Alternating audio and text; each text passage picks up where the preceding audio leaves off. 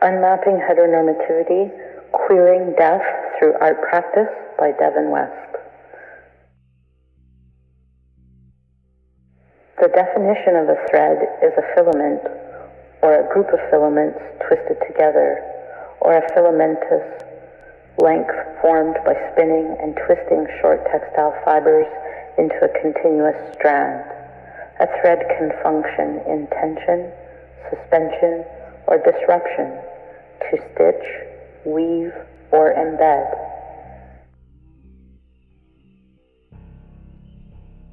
In this artist talk, critical phenomenology provides a means of bracketing the threads of heteronormativity to explore the queer liminal spaces between those threads.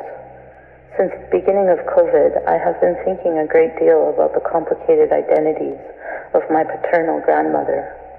Our thread of kinship has been woven through an inheritance of invisible identity. I believe my paternal grandma's family were Roma Hungarian settlers who arrived in Northern Saskatchewan in the 1930s. The images for this talk are from the homestead my grandma lived with her parents until she married at 16, and then her husband's homestead where she lived until her 70s.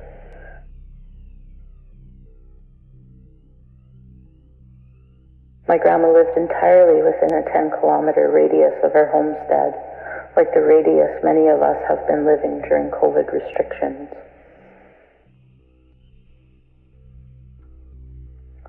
Collaboration is deeply rooted in queer and trans cultural production.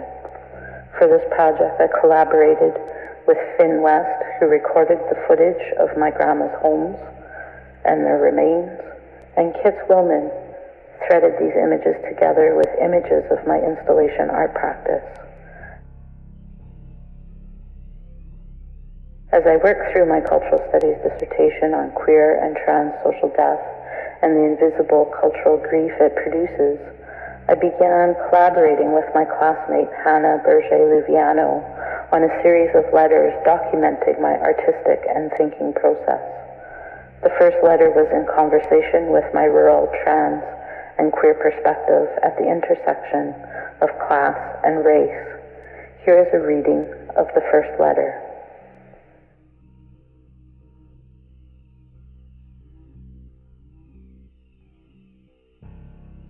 Dear Hannah, by the time you finish reading my first note to you, there will be regret that we agreed to handwritten notes.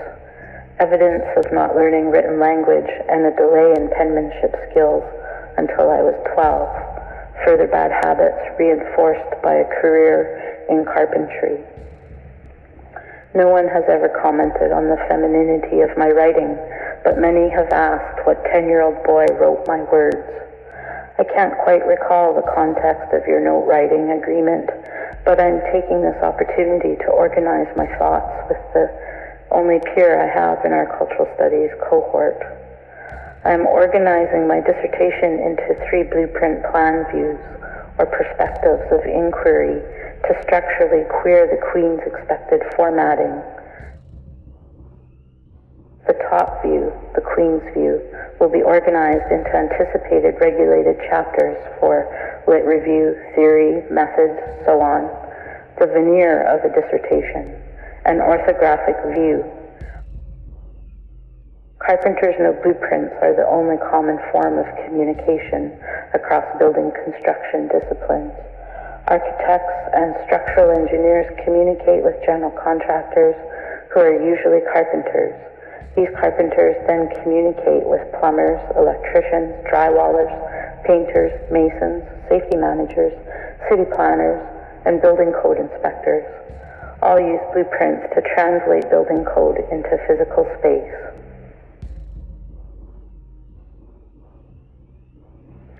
It is most often not possible to read a blueprint by looking at a single view. To provide another perspective, I am using shadow feminism to structure another floor plan for my dissertation.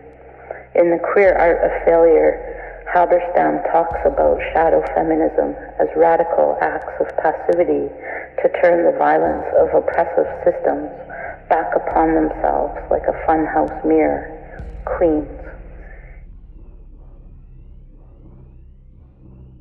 Using shadow feminism, my dissertation chapters will be a series of letters and obituaries documenting bodies of queer social death, building a bibliographic obituary of my trans, gender-fluid, queer subjective self.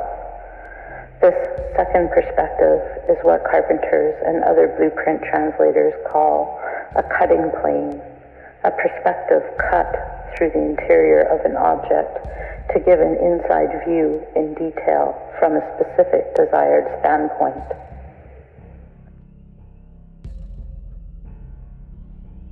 But because my mind works the way it works, it is not complicated or troubled enough to provide two plan views. A third perspective provides a projection plane for a blueprint.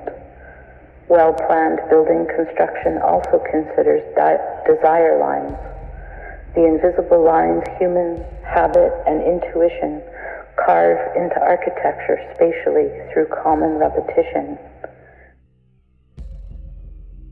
Desire lines are generally overlooked until that one time you put your living room chair on the invisible path everyone naturally uses.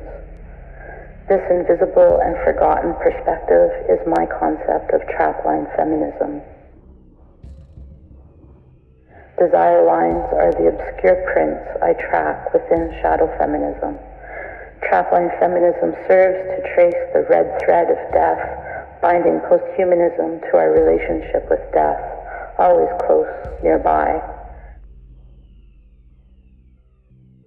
Trapline feminism is the dirt under my fingernails, a finely honed hunting blade, a real ethic of sorts. These notes to you will be my own desire lines. Trapline feminism following a quickly disappearing track in the melting snow, chasing the relationship with the more than human, woven by sense, through sense, sensing toward.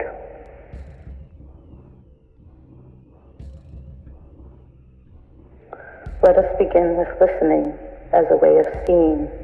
About 10 years ago, I thought I was going deaf from operating table saws, miter saws, circular saws, jigsaws, chainsaws.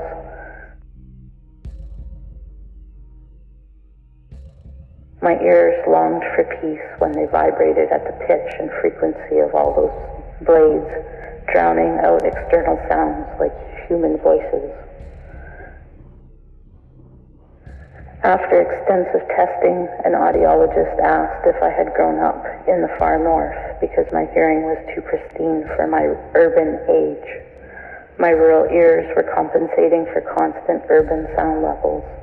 The constant vibrating ache in my ears was a way of filtering out some of the unwanted sound. Simply put, I could hear too much, so I stopped hearing at all. The audiologist reminded me of a childhood in a community of subsistence farmers who hunted and trapped for food security over long northern Saskatchewan winters. Of course, I am using academic language when I say food security. On the farm, it was called getting by, winter, read, surviving. Trapping also provided an alternative masculine economy for the folks who were on the outskirts of the plum logging jobs with Nero Brothers logging.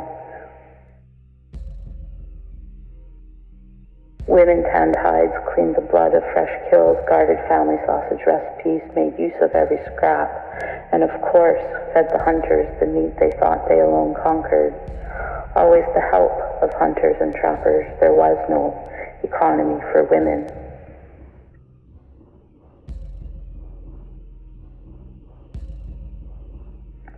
When I was a young child in the 1970s, the conservation officer, Mr. Brooks, starched green uniform, brush cut, peppered with authority, rifle strapped, military style. Mr. Brooks lectured me on the impropriety of girls running around shirtless and savage.